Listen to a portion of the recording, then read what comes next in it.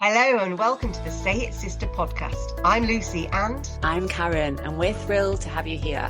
Our paths crossed years ago on a shared journey of self-discovery, and what we found was an unshakable bond and a mutual desire to help others heal and live their very best lives. For years we've had open, honest and courageous conversations, discussions that challenged us, lifted us and sometimes even brought us to tears. Now we want to share those conversations with you. We believe that by letting you into our world, you might find the courage to use your voice and say what really needs to be said in your own life. Whether you're a woman seeking empowerment, a self-improvement enthusiast, or someone who craves thought-provoking dialogue, join us as we promise to bring you real, unfiltered conversations that encourage self-reflection and growth. So join us as we explore, question and grow together. It's time to say it, sister. Hello, 'tis the season to be jolly, Yuletide greetings and midwinter celebrations. But if you're anything like me, these long dark days bring on this feeling of kind of like hibernation. It's that seasonal affective disorder where I go a little bit inwards, but thankfully winter solstice, the celebration, is the reminder that light will return. But for now we can just sit in that darkness. Now, traditionally, Yuletide was a time to clean your home, throw out what's no longer necessary. It's that need to purge what no longer serves us. And it's that preparation for the spring and the summer that it will soon be here. We decorate our homes with the outdoors, bring in the holly and the ivy. We bring light into our homes with candles and fairy lights and fill our homes with love and joy and abundance. We are creating a safe space free of any negative energy or memories which might have accumulated over the past year, taking some hours during December's lead-up period to deeply cleanse both the mind and our hearts and homes, so we can be present and fully give and receive. We can set ourselves up with an open heart without all those old mental clutters holding us back. Wow, that sounds so magical. I was That's Christmas. Being rocked into this really beautiful space of receiving and heart. Thank you for that. That's such a beautiful way to come back in and to be reminded of what actually truly matters, which is how we feel on the inside. And yeah, I mean, I'm with you on that. For me, it's about a time to reflect on the past year and to sort of come back in. And depending on what that feels like and what energy levels we have, we can start to think about next year. And it depends. It's a personal journey. And I always say to people, just be where you are, be with what you're feeling. Don't try to rush into a new year if you just want to sit in the space of reflection. So I feel like we have that personal choice to work with. But for me, there's definitely something about completing, gathering together. I always feel like I go into a mama bear energy during this time of year, where I'm a bit more slow and a bit more sort of steady. I need to sleep more. I can be a little bit more grouchy as well, for some reason. And it's kind of I'm just much more slow. And yeah, I feel like that idea of focusing on what we've achieved, what we're completing and where we're going is so important. What is it for you? What are you going to pull in for this solstice? So yeah, I'm definitely in hibernating mood. And recently it's been really cold, so I haven't wanted to go out. So there's something about honoring that choice of just because you can go outside with the winds and the rain and the cold, you can just snuggle up. And so for me, I'm bringing this choice of what is it I want? What do the people around me truly want? And beforehand we were talking about the endless Christmas lists of our children, and just knowing that, yeah, you might get some of that. You might not get everything, and it's actually being really satisfied with, have you got everything you really truly need? And honestly, what I'm pulling in is that I do have everything that I need, and I'm really grateful. So there is this slowing down, but it's also this becoming a bit smaller, knowing that I don't need anything else other than what I've already got. And that's a really beautiful feeling. there's something about like the change of the seasons as well. And when I was trying to get pregnant, I went on this whole journey around the month and the cycle of the month and how our body changes and how we go from like spring into summer and then into autumn. And then when we have our bleed time, we're in deep dark winter. And it blew my mind a little bit. So because I realized how disconnected I was from my body. And there's something about the deep dark winter for me that is so symbolic of, you know, allowing ourselves to rest, but knowing that actually underneath the surface, like when we have our bleeds, our body's doing so much work. And it's the same when we come into this winter period where you might not, I mean, on the outside, we actually can look quite busy because it's Christmas. So it's a little bit messed up in some ways, but so it's not a perfect thing. But, you know, when we think about hibernation and rest, there's also a lot happening underneath the soil of the earth as well, where, you know, things are happening, but we can't see it because we look out and we see that the trees are bare, you know, the flowers have gone. So there's something magical about allowing ourselves to have some of that into our day so that we can think, actually, now is a good time to reflect and restore, because soon, like you were saying, the light is going to come back and my energy is going to change and I'm going to want to do things differently. And I always go back into this grandma energy, you know, and one of my guides is the crone.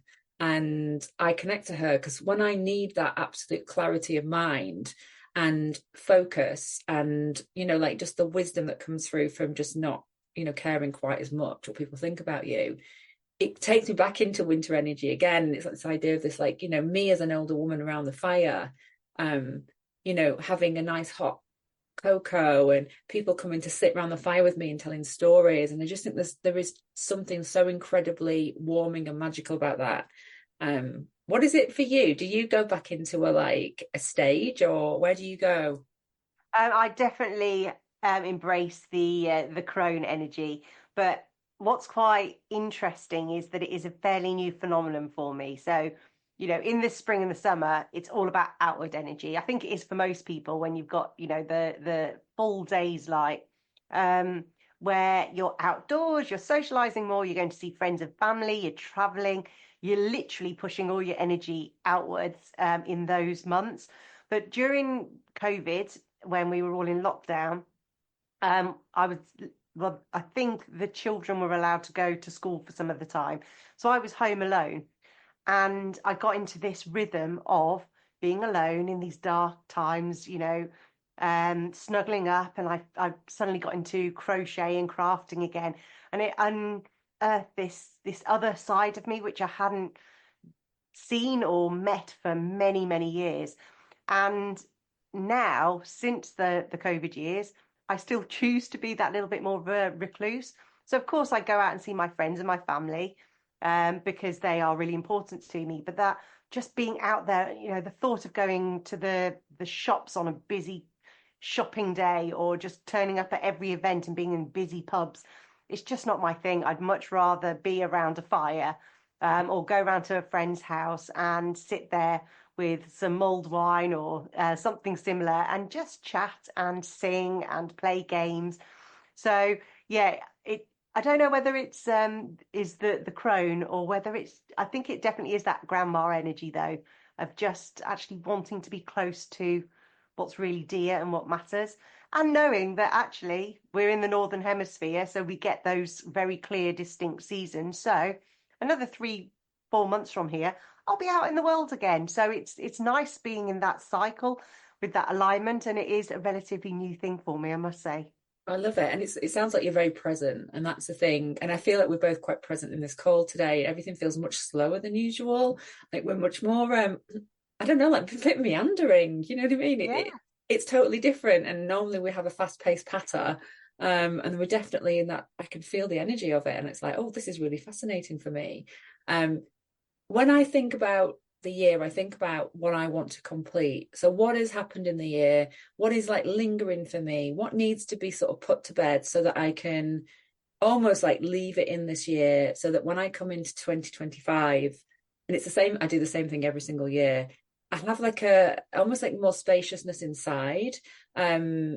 Yeah, and it's been a practice for me for probably about 10 years of going, hold on, what my old way used to be, well, just carry everything with me. I'll take things from one year to the next. And then I started to wake up a bit and think, no, actually, I want to be a little bit more conscious in that. And I want to, this was great for this year, but does that mean it goes forward? Actually, let's think about what I really want from that. And for me, when I think about completions, it opens up the space so that I can start to do deeper work on not just the things that might be relationships, or it might be a piece of work. It could be anything, but it's also about the feelings inside my body that I want to release. And I just sat with myself recently and I just thought, what are the strong emotions, the lower emotions that I don't want to take forward? What can I actually start releasing now? And I realized that I was carrying a lot of shame. And it was fascinating in so many levels, and it's been so liberating for me. And so I decided that one of the things I wanted to complete on was old shame. And what I did was I created a ritual around that. And I want to share that today, because I feel like, we carry, things happen to us year by year, and then we carry the experiences in our bodies, and the things that we have tried to deny, we stuff down and we carry it deep. And things like guilt and shame, it might be anger, it might be grief, the ones that we're like, not comfortable with this, let's just leave it inside and pretend it's not there. Those are the ones that clog up our space, that ultimately can make us really, really diseased and ill. I think for me, I've been in a year of holding, Yeah. and whether it's holding my child through her move to Prague and all the stress that came with it, or holding my other daughter as she was going through her GCSEs, and taking away all of her stress so that she could just enjoy the experience. But then I've also been holding almost like this collective pain around the world. So whenever I've been working with clients, there's a lot of pain. We're reading so many negative things in the news stories, and just seeing stuff going on around the world. And I realized as I was going through some of my processes that I've been holding a lot for my clients, my loved ones. And it's almost like I've been a sponge, and I'm like, okay, now I need to let go, because they've moved on. They're all happy in their lives now, and I'm still holding on. So I really look forward to whatever magic you're going to do with us. I mean, you don't have to share it now, but maybe you just share it on the inside of yourself, or you can if you want to. Like, for me, it's definitely shame, but for you, what if you were going to give it like the essence of it, a name?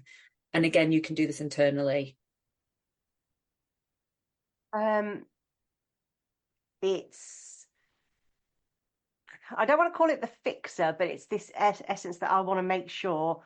Yeah, so I'm taking everybody else's worries and I'm holding them tightly, Mm. and I'm still holding them. And so I don't know, it feels like a bit like a hoarder. Maybe that's what it is, hoarding energy. Yeah.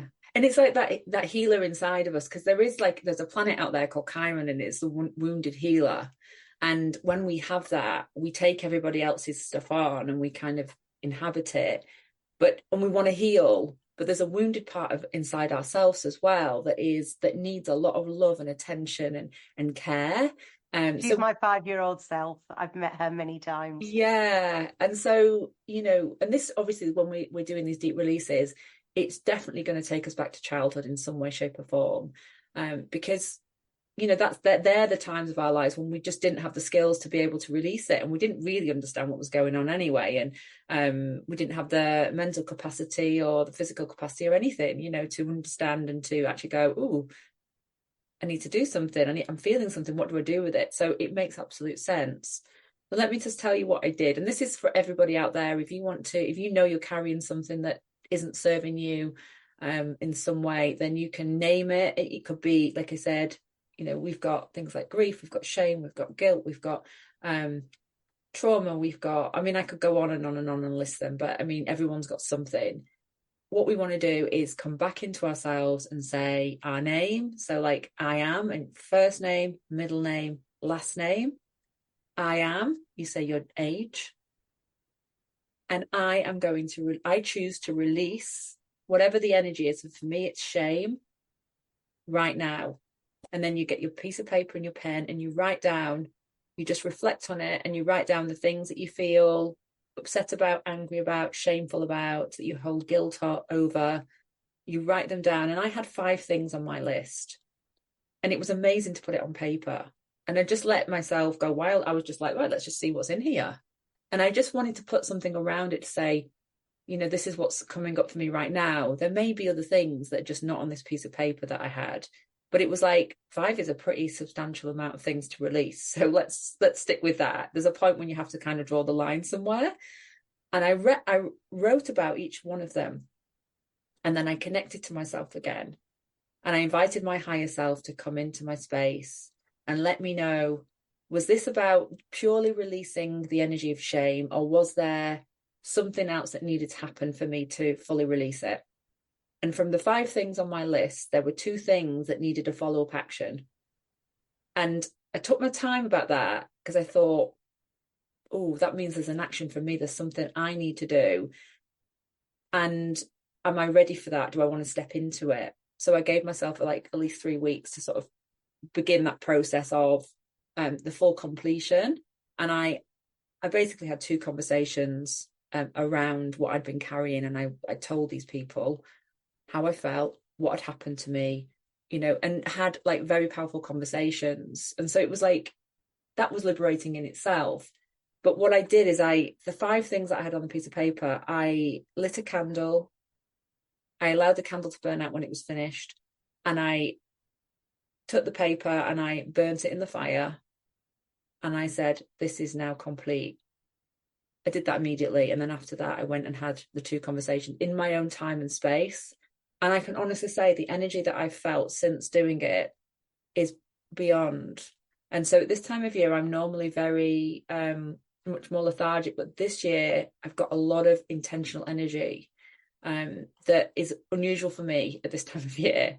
And I do connect it to that because it felt like it was so important for me to keep myself clean in a way. I think that's what it is. I think shame makes us feel a little bit dirty inside. And I also could give myself the space of like feeling like kindness towards myself, and also determination that I wasn't going to allow it to continue. So one of the things that I always invite around this time is one of them. It is, I think I do this, I've always done this, and a lot of people do this. They buy themselves either a new calendar or a new journal, and they complete that version. So whether it is a journal and you're writing, or whether it's a physical one you put on the wall, but it's like signifying that that's done, that's over. So it gives permission to go get more stationery. And if you're anything like me, you don't really need an excuse. But there's also the time of candles. So we want to bring more light into our lives at this time of year. So whether it's the fairy lights on the tree or outside your house, but there's also bringing in the candle flame. And I also do something similar, as in every time I light my candle, whichever one I'm lighting, I make sure that I do it with an intention, whether it's a wish or a prayer or an affirmation. So I always do that. And then when I blow the candle out, I release it and I say, now I release you, or I thank it for doing its work. And it just makes when that flame is glowing and it's adding that warmth into the room, it's almost like it infuses the air. So a lot of people also write their words on bay leaves and then either put them in a simmer pot or they throw them on a fire. So a similar thing. So I really want to say thank you for sharing that, because the physical acts that accompany our thoughts and our intentions, they kind of like anchor it and they make it so. Some people call it magic. Some people just say it is intention. I don't care what the name is. It's about consciously letting go and then making space for the new. So yeah, thank you. I love that. Pleasure. And let's get into, what we want to celebrate for this year. Because if we're going to be complete, we also want to be celebrating. What is it for you? Oh, well, I was thinking about this, and one of the big words I put was "say it, sister." Oh my, I am so proud of what we meant this year. And even if nobody else listened, it just means that I get to talk to you every week, and that's just something I'm so happy about. So I'm celebrating that, partnership, and what that partnership has created into the world.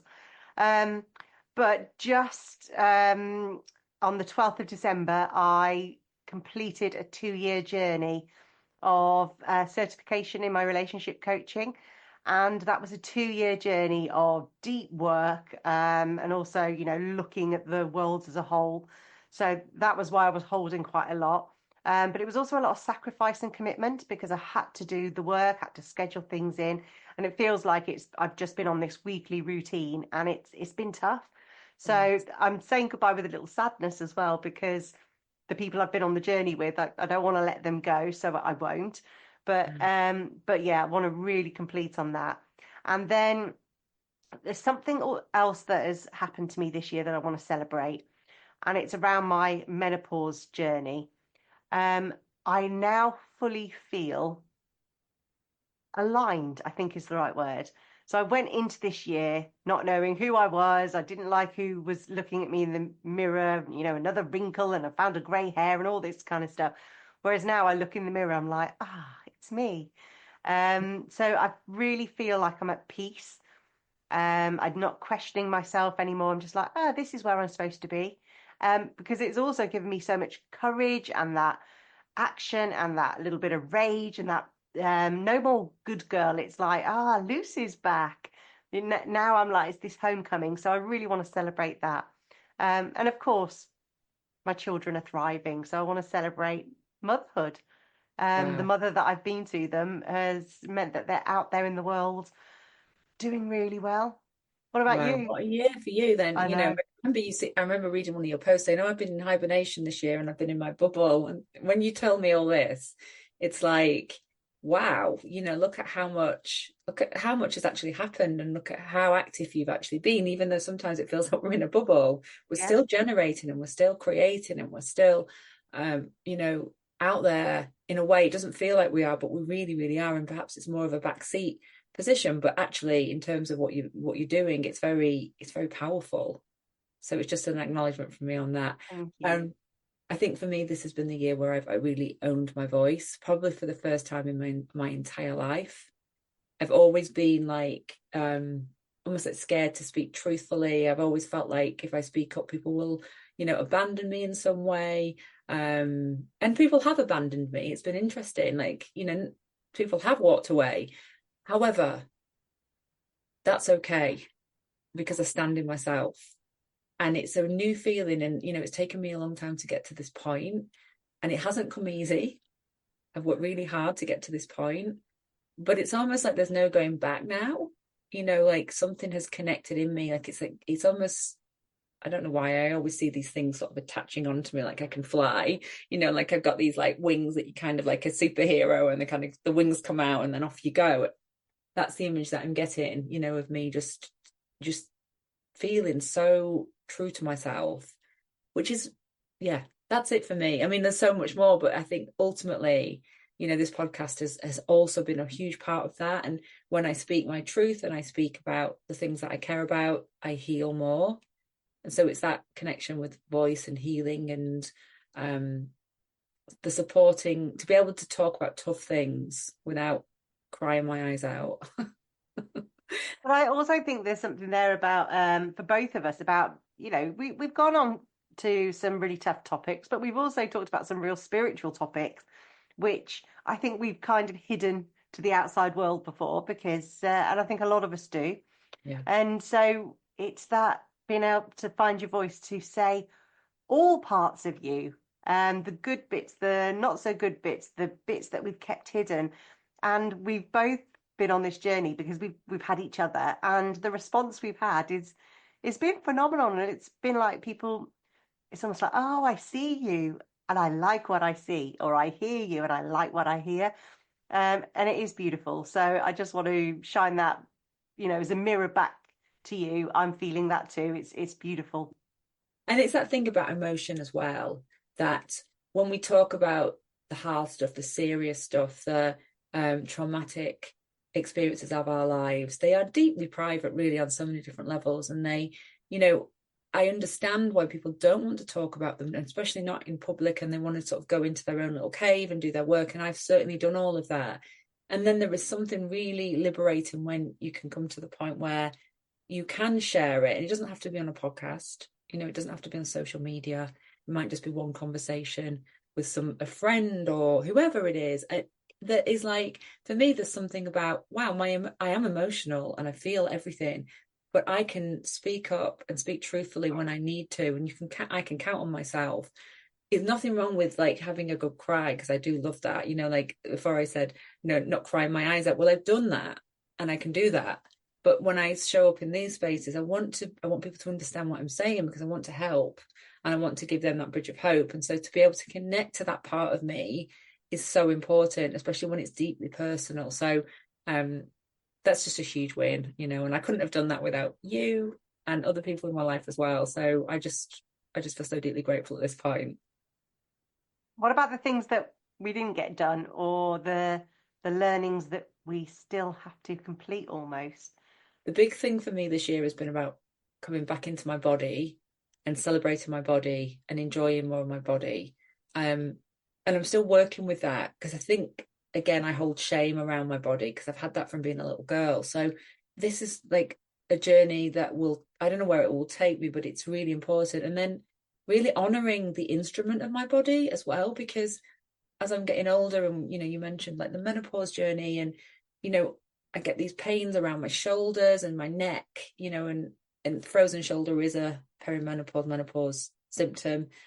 And there's a lot of pain around here, and some of that is a spiritual thing of like carrying a lot, and other things is lifestyle and sitting at a computer and then also life stage. So I'm starting to get really curious about my body again. Like, I've been on this journey before when I tried to get pregnant and after an accident with my knee, of like honoring and just going, wow, I need to take care of my instrument, because if I've got all these like thoughts and ideas of things I want to do, if my body is not taken care of, I'm not going to be able to get to the finish line. And so that's the big thing that's come up for me this year. So next year is going to be a big one for me on that. And I don't know what it looks like, but I'm listening. What about you? So the thing that I am still learning is not to simmer too long when I need to change something. So what I mean by that is I've had to make some really big decisions this year, and to really assert my boundaries or have certain conversations. And even though on my own I knew I had to make a change, I was so concerned by the impact that it would have on other people, whether it was me saying yes to something or saying no to something or challenging something, that I didn't do it straight away. I almost thought, oh, maybe it'll just work itself out, or maybe now's not the right time. And each and every time, the other people involved were absolutely fine. And even if they did feel a little bit upset, it was on them, it wasn't on me. And so the lesson was like, each time I have spoken up or made a change, everything worked out beautifully. And I just got so much lightness and space in my life. So the lesson for me is trust myself, know that when the time is right, I will do it, but don't simmer too long. Mm. Um, so yes, that's my, and it comes back to trying to hold on, hold the space for everybody else. It's not my job to hold everybody else's stuff. My job is to make sure that I am good first. Yeah. And like I said, the evidence there is that actually when I do choose me first, everybody else is just fine, actually. Yay. And it's coming up against those, the taboos that we hold as well, isn't it? As, caretakers and like we are providers as well. So we take on masculine and feminine roles, and taking care of yourself. It's, the taboos that sit in that space. It's also that like, well, I'll wait till later and I'll perfect, and it might be a better time. Well, there's no time like the current time. And, similar to you, like I've started going, oh, I can feel there's something here. Let's talk about it. And let's clear things and let's see. And that's felt really, really empowering in all my relationships, because I've been able to, normally I would just don't rock the boat, Yeah. everything's fine, don't make an issue out of something, because everything's working really, really well, so be grateful for that. And that is true, by the way. And then on the other side of it's like, what's the cost of that to me, of me not But speaking? but it's not everything's working, because you've got this feeling that something needs to change or emerge or something. So, but we tell ourselves that everything is just fine, but it's just like fine tuning sometimes. And Yeah. I think I need to learn to do that fine tuning earlier rather than waiting for the machine or whatever to break fully. Yeah. So that's what I need to learn and practice in the year ahead. So I guess there's something there also, we've talked about ourselves. What about our wishes for ourselves, our family, maybe even the world at large? What's coming up for you? Oh, well, I always go into the world. I mean, obviously, I have my wishes for my family, which is just that we can connect fully. That's always a wish for me. I feel like there's so many distractions in the world, the TV, the screens. Catalina hasn't got a screen that she can use yet, you know what I mean? So that's a little bit easier to manage. But I feel like that disconnect that comes through the devices, I feel like that is very anti-connection and anti sort of relationships and family. So my wish is that we can find, new and exciting ways to sort of fuel our relationship that is away from technology. What about you? Um, yeah, again, for my family, I think the one thing that I wish for them is just good health. And I think it's become very present. I saw all of my aunts and uncles yesterday, and they're getting on a bit, and I just want them to to still be here next year and the year after and the year after that. So yeah, good health for all those that I love. But from the world at large, I think the essence for me is the courage for people to speak up or act up against intolerance and greed and persecution. And I see things are happening, and I think there will be lots of pushback. And so, even though it's going to get hard, speak up for what is truth and honesty and love and compassion, because all of those qualities is what makes the world go round. And yeah, it takes a lot of courage to be that speaker.